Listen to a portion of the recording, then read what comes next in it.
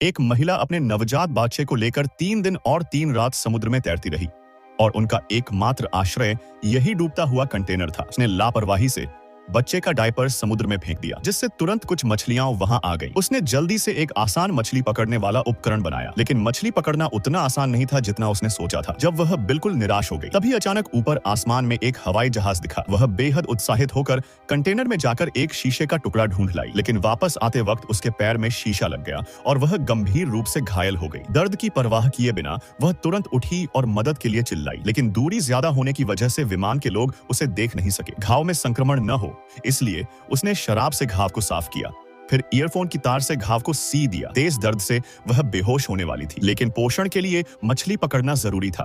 उसने ईयरफोन की तार से एक साधारण मछली पकड़ने का जाल बनाया और उसे समुद्र में डाल दिया। साथ ही एक और डायपर को चारे के रूप में रखा और चुपचाप मछली के फंसने का इंतजार करने लगी। कुछ ही मिनटों बाद सचमुच एक मछली जाल में फंस गई और आखिरकार उसे भरपेट खाना नसीब हुआ। दिन पर दिन बीतते गए।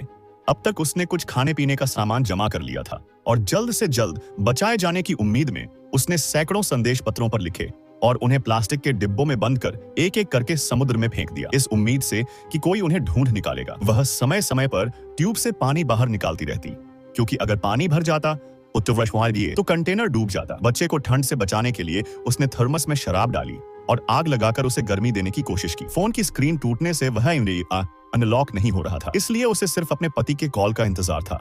लेकिन उस रात अचानक उसके पति का कॉल आया, जिसमें उसने बताया कि वह गोली लगने से गंभीर हालत में है और शायद अब उसे बचाने नहीं आ सकेगा। उसने रोते हुए महिला से कहा कि वह मजबूत बनी रहे। यह सुनकर महिला बेहद दुखी हुई, लेकिन उसने कोई शिकायत नहीं की, बल्कि अपने बच्चे के जन्म की बात अपने पति को बताई और फिर पति से कहा कि वह बच्चे से कुछ प्यारी बातें करे और बच्चे का नाम नोनो रखा।